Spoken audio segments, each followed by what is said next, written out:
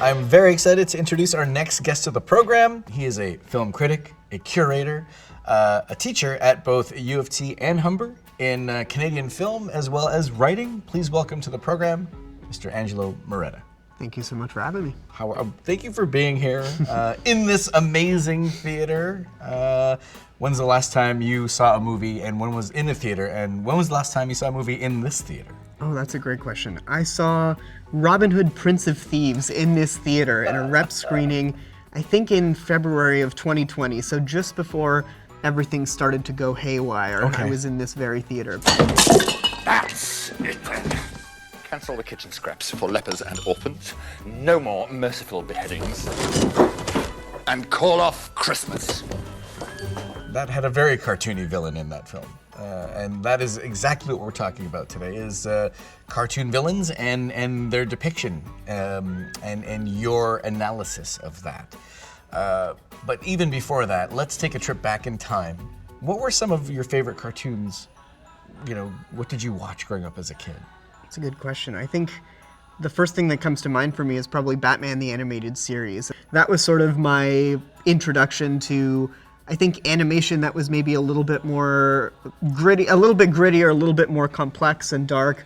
I mean, obviously I watched Saturday morning cartoons. I watched sort of whatever was available. I watched, Looney Tunes, The Simpsons, but I think Batman the Animated Series was really the first animated series where I felt like there was a kind of artfulness to it, and I sort of was paying attention to the story and the character development. I would say arguably the best version of Batman, period.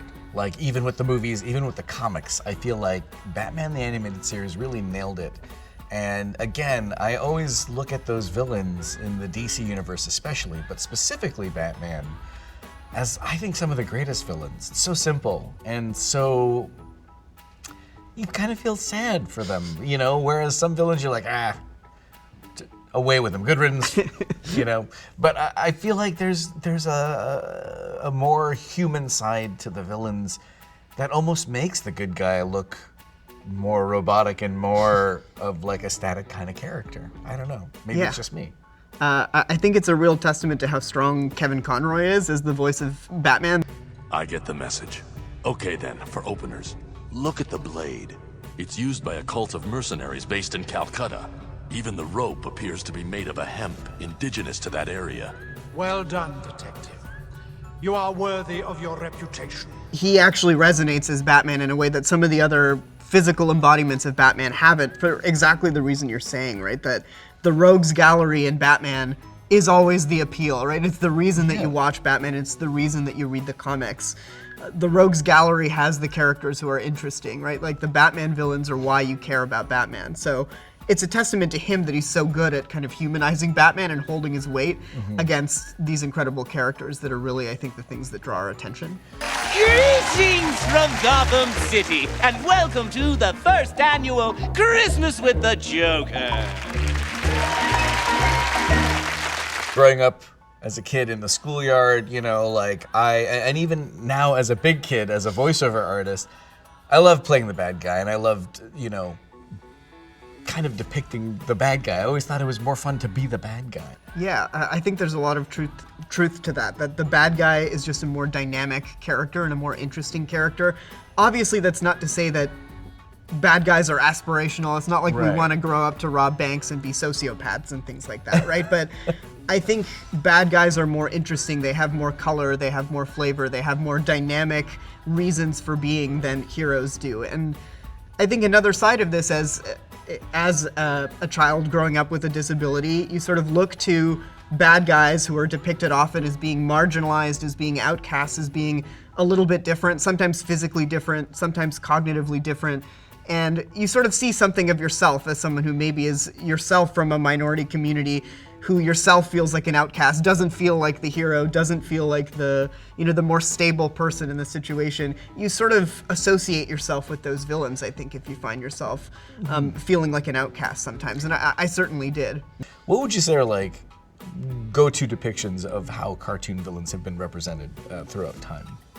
I think villains typically have some sort of visual distinction to them, and I think that's one reason that villains are often coded as disabled or coded as being from marginalized communities, because they need to be outstanding in a way. They need to be physically different in some way from the hero. And if we think about heroes as being kind of the bastion of civil society, as being the representation of all of these conservative values that we supposedly hold dear, then sometimes villains are kind of the natural opposite of that, the kind of mirror image distortion of that. Maybe they're scrawny where the hero is strong. Maybe they have some kind of visual facial marker or a limb difference that identifies them as being different and outre in some way. And I think we see this often in representations of villains as having some sort of connection to the LGBTQ community. I'd like a word with you, if you don't mind. You're here because you have a thing for this human, this prince fellow. Not that I blame you.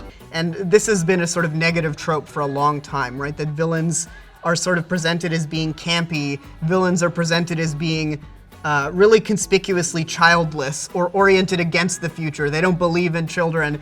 They want to disrupt the family unit. They want to disrupt the future of society. We've got women who are bad parental figures, who are wicked stepmothers, or who are not sufficiently protective of the young women in films, who are actually trying to undermine them and undercut them and destroy the future rather than nurturing the future. Whether it's specifically the evil stepmother, which are not wanting to protect the Cinderellas of the world, or whether it's Maleficent, or whether it's just another woman character who is coded as being not sufficiently maternal because she's deliberately trying to undermine the heroes rather than nurture them. And that's been really harmful in a lot of ways, right? These stereotypes have been really damaging. But the flip side to it is that there's this surplus of villains that are disabled and that are kind of queer-coded or camp-coded in certain ways. And that has sort of created this repertoire of characters, I think, that people from those marginalized communities have sometimes appropriated and championed. Praised, yeah. Yeah, so even though they start sometimes in these negative sorts of ways, people have kind of seized onto those characters as being representative of themselves. And Scar from The Lion King is a good example of this, I think. Ursula from The Little Mermaid is another example of this, where those have really kind of become queer camp symbols, right? And that's really where those characters are celebrated in those communities. Even though the characterization might be offensive in some ways, right? The people who have taken on those characters, they're aware that they're offensive and they're championing the things about them that are interesting and sympathetic. That's what I do. It's what I live for. I think part of what's happening maybe is that whenever we come up with heroes, right? Whenever we're writing a story and we're thinking about kind of what does the hero represent? What are all these positive values that we associate with them? Sometimes we're thinking about like core institutional values like the family or faith in prosperity and the future, capitalism, right? There are all these positive institutional values that get associated with the hero that they're trying to protect. And sometimes when we're thinking in this wheelhouse, right, sometimes we're thinking about, okay, well, what are the threats to those values? What are the things that might tear that apart? And so sometimes that logic, I think, will take writers into problematic, ideologically troubling directions where they're thinking about villains as kind of outliers in society, as people who are marginalized and thus threats to the normal order of things. And sometimes that results in them coding those characters as being different in some way or as being threatening in some way. You know, we've seen the superhero versus bad guy depiction in the stories and the sequels and decades now. Now we're seeing it flip. Now we just saw a clip from like the Harlequin show. A bad guy, a bad girl having her own show. Like, why do you think that is now the norm and is popular now? And what is it about like a character like Harlequin or like the Joker that has so much appeal and so much intrigue? It's a definite trend, right? That we're seeing all of these films and TV series that are centered on villains. There are a lot of different ways you could trace it. I think you could go all the way back to sort of silent cinema and say that, like Universal's horror movie Monsters, we care about the villains, we care about the monsters, and the human stars opposite them are kind of irrelevant in some way. I think you could say it also maybe goes back to the rise of the anti-hero and like prestige TV, like your Don Drapers and your Tony Sopranos. We care more about these anti-heroes who are complex and who are interesting, who maybe are doing things that are morally, not upright, but we're interested in their reasoning for it. But I think part of it is also that villains, we're increasingly realizing, are like dynamic and interesting. They look interesting, right? They have a certain style and comportment. They carry themselves in interesting ways. They're allowed to kind of go to emotional places and psychological places that heroes are not allowed to go. And so I think this is sort of the last bastion for superhero movies and television series to represent, really, is right, like thinking about the psychology of villains. Forget the perfunctory hero, just go straight to the villain and see if you can make them interesting and make them anti-heroes. So I think there's something psychologically going on there where we've just recognized as audiences that they're a little bit more interesting. I mean, Disney is so notorious and famous for setting up these stories, these grand stories with these larger-than-life heroes, but even larger-than-life villains, specifically in WALL-E. WALL-E is a really interesting example, I think, where in other Disney movies, villains are kind of, disabled villains in particular, are kind of out there with their disability. You've got Scar, who is visibly disabled and announces himself as a villain partly because he's got his visible scar. You've got Captain Hook, who's got this visible hook, right, that indicates that he's some sort of failed man or some sort of problematic question mark man.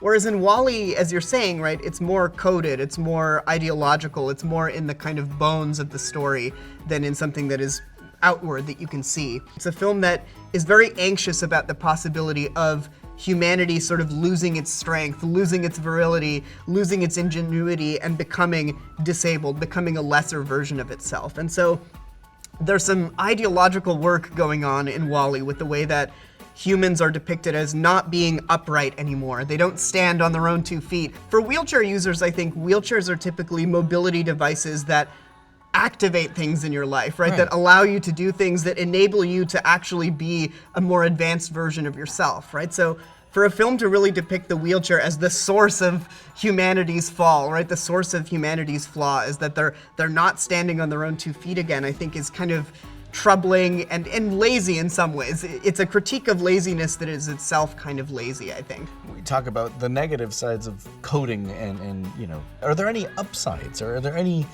positive sides to, you know, storytelling and the depiction of people who are marginalized or disabilities or, you know, seen as the bad guy when they're not really the bad guy?